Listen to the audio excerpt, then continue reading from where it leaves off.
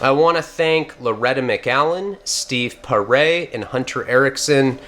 You guys each sent a $100 GoFundMe donation. You will be getting an artist proof of the blotter acid art. There's only going to be 10 of those. I'm also printing 800, just, a limited run of 800 of them. Very high quality. They'll be perforated, very high quality printing. And they should be available in about a week and a half for sale, $40 a piece. The people that had sent me that $100 donation, I'll also give you a free signed book, and I'll give you a shout out on my album, Drug Stories for Truckers Volume 1. I appreciate you guys. You guys help fund that. And you can still leave a GoFundMe and you get entered into the raffle that'll be this Sunday. I'm trying to get my fiance to do the raffle segment and do a Q&A. She might do it Sunday. You can ask her anything you want. You can ask her how big my wiener is, and she'll probably lie and say it's fucking huge. I don't know if she's going to do it yet, but we'll see. And you can win a pocket butthole. I know Chris, the winner from the first time I did it, got his today. He told me via Facebook Messenger that he already fucked it. Sober, you fucking weirdo. And Scott Epperly, you're up next. I will be signing that on the live and sending it out. I sent the second batch of books out today, so if you've been waiting on books, they're in the mail now. And I sent all the signed ibuprofens that are actually vitamins. Ooh, ibuprofen, don't trip. I'm not sending prescription ibuprofen. I'm sending a fucking vitamin. And the blotter art is just a piece of paper that's perforated. There's no acid on it. So before you get in your vagina, just know that I have good intentions and I would never break the law. You can trust me. I also have been working on sending people to rehabs, and I got a few people that messaged me, DM'd me. I checked them, and we're working on getting you guys in there right now. Scholarships. The way that it works is obviously if you have insurance, it's much easier, but I have some deals with rehabs that will take you without any insurance. Just on a scholarship basis, and I'll do some writing workshops at the rehab to help pay it off, and I'll do some speaking engagements. But I really think it's important to start sending you guys to treatment if you need it. There's been plenty of times I've wanted to get off, but I didn't have the resources to do it. Maybe I had burned my parents too many times and they were sick of sending me, and I wish someone had done that for me. So if you want to stop and you want an opportunity to do it for free, even if you don't have insurance, you don't need that, I'm going to find a way to get you there. Get a hold of me. My email, Instagram DM, which I don't check that often, and my Facebook messages, which I hardly ever check. Just try to get a hold of me or comment on here, and I will see you, and I'm trying to help everyone. So that's it. Let's get into the story. Enough of that. Be sure to tune on the live, 7 p.m. Pacific Standard Time. So back to the story now. Okay, so this is Juvenile Delinquency Part 5. So where we left off last time, I had just gotten into cocaine for the first time, and I was instantly hooked on it. I mean, just like they say in like the cautionary videos, like I mentioned last time, it was crazy. Like the first time I did a bump of cocaine, I was addicted to it. And, coke doesn't have the physical dependency that heroin does, but it certainly has the psychological one, and it makes you act strange. In 2001, 2002, cocaine was still real cocaine. It's not the stuff they have now that everyone's buying for like $100, $80. If you're paying $80, $100, $120 for an 8-ball of cocaine, you're not getting real cocaine. I don't care who you are. Cocaine is a much more expensive drug than that. A real 8-ball of cocaine costs like $250. But of course they have all this street level stuff. You snort a line, you come down in 30 minutes, and then you come down for like 4 hours. You're probably coming down on some sort of weird designer ephedrine that was made in Mexico. It's not like the cocaine that we used to get in the early 2000s, and I'd imagine even before that in the 80s and 90s it must have been way better. But when I first started doing cocaine, it was a lot different than it is now. Now I know that you can still get relatively pure cocaine off the dark web, and I'm sure some people have experienced that, but it's pretty few and far between how much you actually encounter real cocaine. This is the kind of stuff where you barely press on it with an ID and it just kind of gently implodes into glistening fish scale that glistens like snow. And I'm not trying to romanticize it. Cocaine is a horrible drug, destructive. It definitely ruined my life, and it was the gateway to heroin and everything else that came after that. And if I see people now, like if I'm at like an event or something and people are doing blow in the bathroom, I'm just like, ugh, like I don't even want. There's nothing worse than watching the sun come up, watching that, flame shade of blue sun come up, and you have to go to 7-Eleven and buy a 40-ounce drink when everyone else is buying donuts and coffee. That's the worst. And it's incredibly expensive. I think back then I was paying about $150 for a gram of really good cocaine, and I didn't have a job. And I started kind of hustling, drugs just to be able to support my habit. And back then it was weed. I'd buy a couple ounces, I'd break it down, maybe make 50 or 60 bucks. And I'd save up the money, and then I'd do cocaine. So I wasn't able to do it as frequently as I wanted without having to be shadier. And what I did is I started going into my parents' room and trying to steal anything I could that had any sort of monetary value. And I found savings bonds, which we had talked about in one of the earlier stories when I had stole that huge box of savings bonds. But in the beginning, in high school, I would just find them kind of sporadically. I'd find $1,500 worth right here, and I'd find $300 worth here. And I went from trying to hustle little dime bags of weed to just stealing these savings bonds that were in my name, that were specifically to go towards my college education, but I started using them to support my cocaine habit. And, I turned 16, and I'm an only child. And my best friend at the time, I don't even want to say his name because I don't want to give him that much credit because I can't stand the guy. He's a piece of shit. But his mom was married to a billionaire. And this guy had sold missiles to North Korea and had done some Fed time for it. And he only did 10 years, which is suspect, right? For selling missiles or helicopters to North Korea, whatever it was. And his mom kind of went from rich guy to rich guy. And the current rich guy she was with was this billionaire that had done Fed time and had sold the supplies to North Korea.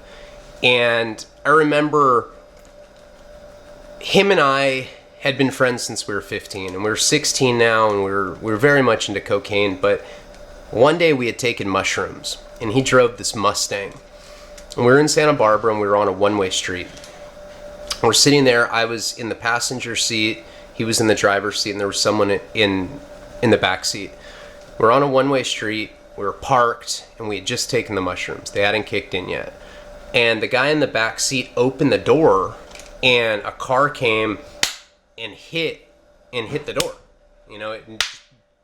It came off. Oh, shit, I hit that. It came off. The door came off, and my friend just started freaking out, my best friend at the time. He's like, oh my God, my parents are going to kill me. And he got really mad at this kid who had opened the door, kind of kicked him out of the car. Now, we're on mushrooms, but like I said, they hadn't kicked in yet. It's just starting to rain in Santa Barbara. I think it was probably like October or something, sometime in the fall. And so we drive up to his mansion where his stepdad lived, and he's like freaking out. He's like, oh my God, they're going to kill me. They're going to kill me. I'm like, man, we're going to be fine. We get there, and he parks the car. It's missing the back door of his Mustang that his parents had bought for him. His stepdad bought it for him. And he goes and knocks on this big, this house looks like a castle. It's probably a 22-bedroom house. It's one of the biggest houses in Santa Barbara, literally the size of Oprah Winfrey's house.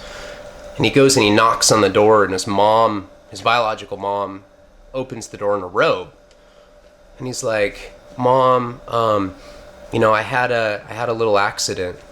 And she just looks at the car, and she's like, what the fuck? And she just starts slapping him over and over again. And he kind of goes like that, and she just keeps hitting him. And I'm standing there, it's drizzling, the mushrooms kick in.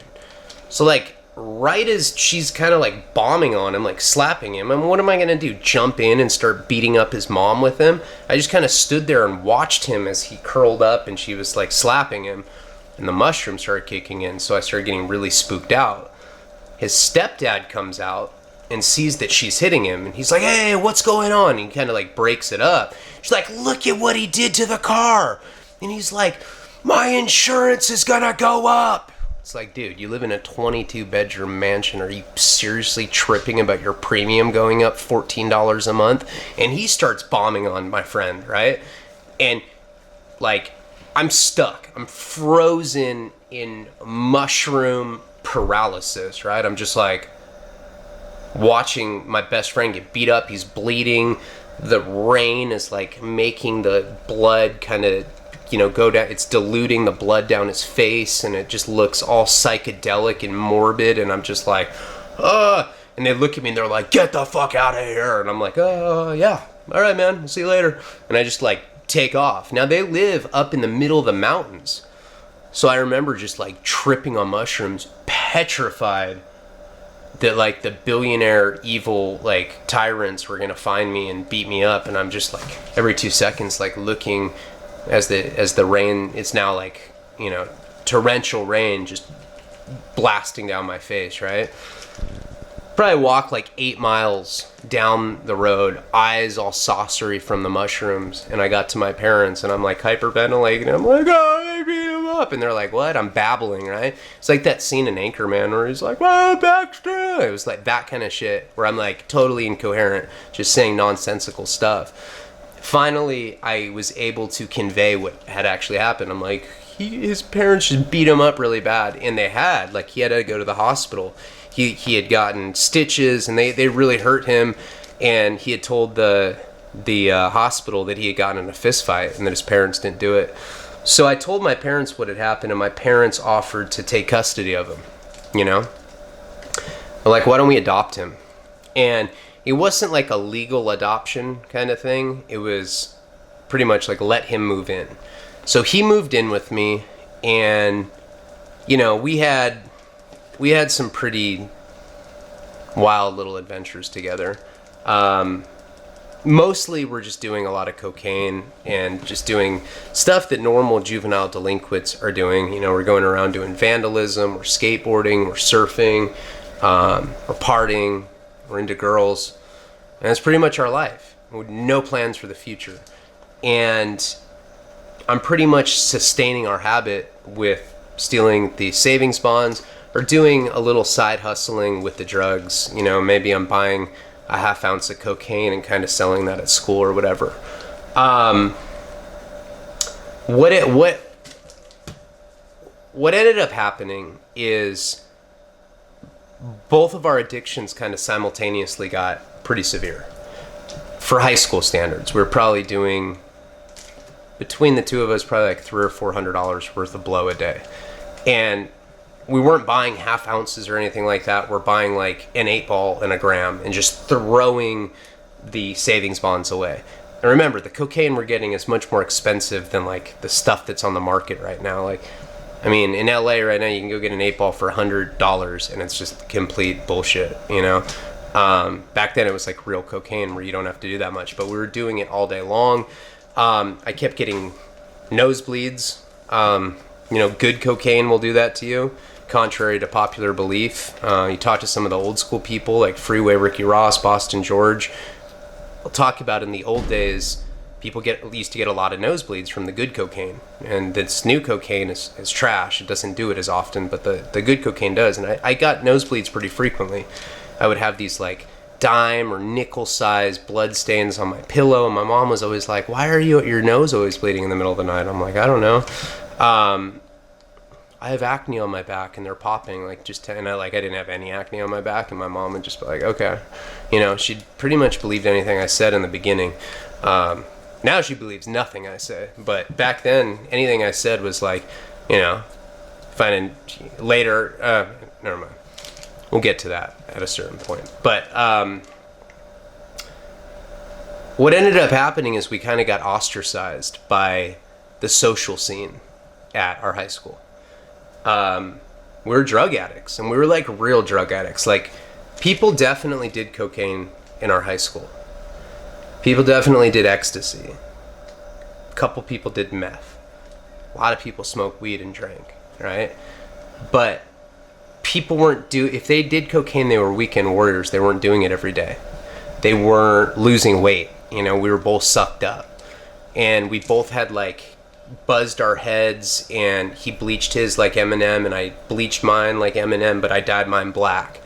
And we were just, you know, running around with our little colored hair, emaciated from the coke, and everyone knew they were kind of like crackheads. I mean, that's kind of how they looked at us. And, you know, like, we started getting a bad reputation. And it kind of culminated with, there's this big party. So in Santa Barbara, one of the benefits of growing up in like an upper middle class town is some of the parties we'd go to were absolutely out of control. Huge mansions in Montecito, which is like the really, you know, upper class part of Santa Barbara. It's like the Malibu of Santa Barbara. And we go party at these mansions when kids' parents wouldn't be in town. A lot of times, these parties were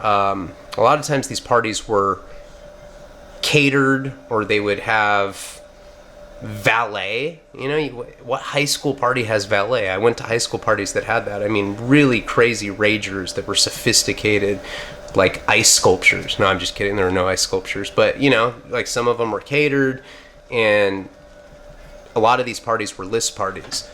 So we go to this party, and we were sophomores. The party we were going to were kids that were a couple years older than us. They were like the seniors, and it was like a more preppy, non-druggy crowd that was like hosting this party. And it was a list party, so you had to be on the list to get in. And me and my best friend went to this party, and when we got to the door, the guy that was hosting the party was there, and he had a couple security guards. I mean, they were just like guys that were like on the football team wearing tuxedos or whatever. And he was letting people into the party that weren't on the list. Like, yeah, you're cool, yeah, you're good. And when me and this guy got there, he's like, and I was like, why? And like his friend came out. So he was saying no, but he didn't answer when I said why not. His friend comes out and he goes, because you two are fucking loser drug addicts. And all of the preppy people that were like standing there drinking beer, judging us because we had a drug problem, they all started laughing at us. And I turned beet red. I was like super embarrassed, and so was my friend. They're like, get out of here. Go smoke some crack or something. You guys will be homeless in a few years anyway, fucking losers. Like this really evil grin on his face. It was like probably one of the most embarrassing moments of my entire life, you know? And I'll never forget how that felt. There was like this long driveway that led out of that party. And we kind of walked with our heads down, you know, back to his car that was missing the door. And, you know, we're like, yeah, whatever. Let's go get high. Whatever it was. The next day, I go to high school. And I remember I was selling 2 ounces of weed that day to somebody.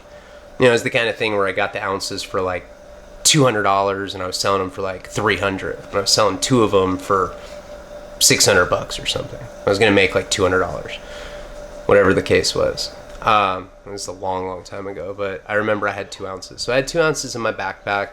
That year, my mom had bought me a backpack, and it was a purple backpack. Everybody made fun of me for this purple backpack, you know? And I remember I would be so embarrassed to have this purple backpack, but I didn't. And my mom's like, well, you go buy a backpack then. I was spending like hundreds of dollars, like up to $400-500 on cocaine, feeding my habit and my best friend's habit. But I couldn't cough up $40 to get a new backpack. Drug addict logic. And so I go to school wearing this purple backpack. I got the 2 ounces of weed on me. And as soon as I get into high school, all of the walls had been tagged, right? Like someone had broken into the high school over the weekend and vandalized all of the walls. With just, you know, graffiti, intricate graffiti, just tagged up with spray paint. And it was like really bad. Like whoever did this did thousands of dollars worth of damage. Now, I hung out with like a lot of skater kids, and a lot of my friends did graffiti. So people would tag on my binders, and I tagged in high school. So like my binder that I walked around, my little 4-star binder, was, you know, full of these like graffiti murals that my friends and I had done.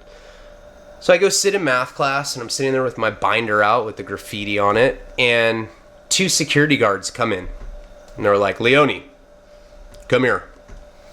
And I'm like, "Me?" They're like, "You, now." I'm like, "What's up?" They're like, "You're going to the assistant principal's office." I'm like, "Oh no, don't take me there." And I just kind of like playing the part. Now I have 2 ounces of weed in my backpack, but I've never been searched at school, so I'm not even thinking like that at this point. I just go with them, kind of, you know, all flagrant with an attitude like I always was when I was that age, all oppositional, defiant. I get into the assistant principal's office, and he goes, "Mr. Leone." I said, "Sir?" He said, "Why is your binder full of graffiti art?" I said, "Because I like graffiti art. Am I not allowed to have a certain type of art on my binder?" He's like, "Well, that all depends. I'm sure you've noticed the string of vandalism that's occurred over the weekend." And I'm like, "Yeah."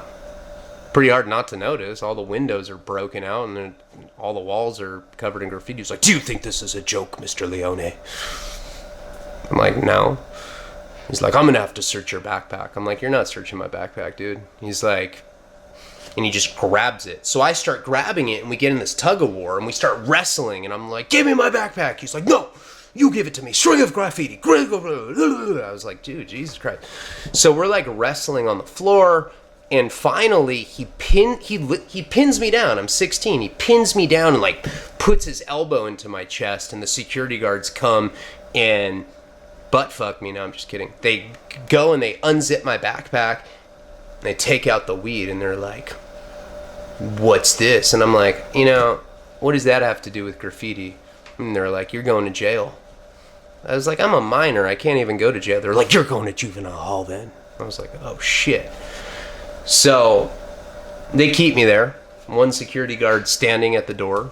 Other security guard is there, and they're both kind of like laughing at me all triumphantly, like, "Haha, we found the 2 ounces," which incidentally is a felony. Like, I'm going to get possession with intent to sell the weed. Now, they wait for the police to get there. Police come, and you know, classic police shit. They're pacing. They're like, "You've done it now." "Oh yeah, you have." Yeah, you've done it, man." "Oh yeah. Oh yeah. Forget college, man. Oh, you're going to juvenile hall. We got you now. Unless you tell us where the weed came from." And I'm just like, fuck. So I'm sitting there, and I'm like, "So if I tell you where the weed came from, will you let me go?" And they're like, yeah, most certainly." Okay. So the guy that had kicked me out of the party was a Christian kid, right? Hardcore Christian kid. One of those really evangelical, judgmental types too, that, you know, holier than thou, you know. I'll binge drink on the weekends, but, you know, if I do any sort of narcotic, I'm just, you know, I'm total trash, right? Even though he gets wasted and does things like he had done to me at the party the weekend before this, you know, like literally deflated me and made me feel like I was completely worthless. And this kid drove a Z3, or is it Z3? Yeah, Z3 is the little convertible BMW. He drove one of those because the church had gifted him one. His family was very involved with the church, and they had gifted him this Z3. So he was driving around in his little James Bond Z3 or whatever, and judging people like me and my best friend, kicking us out of parties, etc., etc. So I say, "All right, I'll tell you who gave me the weed," and I say that guy's name. Now, this guy has never done a drug in his life. In fact, he like rallies against drugs, speaks to like, he's like one of these guys that like, I'm sure he's a Republican now. Convinced, right? He's one of these guys that goes around preaching the virtues of sobriety and judging everybody else. So I give them his name. Complete joke, not thinking that they're going to take it seriously. And they're like, you're telling us that so-and-so sold you this weed. I'm like, dude, he didn't only sell me the weed. Have you seen the guy's car? The Z3? Do you believe that some church just gifted him a fucking BMW convertible? Wake up, guys. This guy is a fucking kingpin. And he's using the Christianity thing as a facade. Duh. And they're like scribbling notes, and they're like, oh my god, how do you spell facade, Henry? And so they took all these notes, and they're like, and how long has he been doing this? I'm like, dude, listen, he has a stepfather that lives in, what did I say? I said, I was like, he has a stepfather that lives in Rio de Janeiro. He's been wanted for several years for being a drug kingpin here in the continental U.S., and he's the one that's been flowing him the drugs from overseas. He sends him these big crates, and he's essentially his stepdad's runner, and he's supplying not just this school, every school from here to Los Angeles. And the cops are just looking at each other like they struck gold, right? And like, not once did they ask me if I'm making this up. They just like are writing down notes and 100% believing everything I'm telling them. So I'm like, okay, so I told you who the kingpin is. I was like, not only did I tell you who sold me the weed, I'm telling you who's running shit around here. And they're just like, oh, yeah, okay. And I'm like, so am I still going to juvenile hall? And they're like, no, do you need a ride home? I was like, yeah, but can you do me a favor? And they're like, what? And I was like, can you cuff me? And can you take me down the hallway so that people don't know that I ratted this guy out? And they're like, yeah, of course. I was like, cool. So they cuff me, and they start taking me down the hall, right? They take me out of the assistant principal's office. And of course, they took my weed. I didn't get that back. And they take me out of the assistant principal's office, and they start escorting me down this like crowded hallway. You know, kids are getting out of school, and I'm just sitting there cuffed, and I'm like, yeah, fucking pigs. Yeah, you're my bitches. And like all these kids are just looking at me like, and I'm just walking by. Just like, yeah, fuck these pigs. You know, probably snarling my lip a little bit. Fucking pigs. And so they take me to their squad car, and they end up bringing me back up to my parents' house. Now, that's it. That's all that happened. So I thought. So about a week after that, this guy, the Christian guy's house gets raided.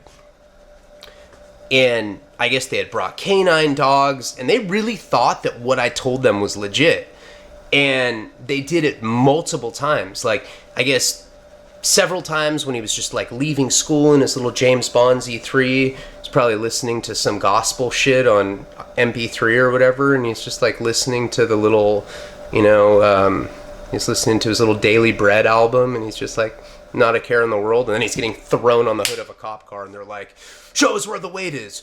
Who do you know in Rio de Janeiro? And he's like, oh my God, yeah, praise Jesus, And it happens so frequently that his family actually ended up relocating over it. And I didn't know any of this. I told all my druggy friends that I did this. Everyone thought it was hilarious.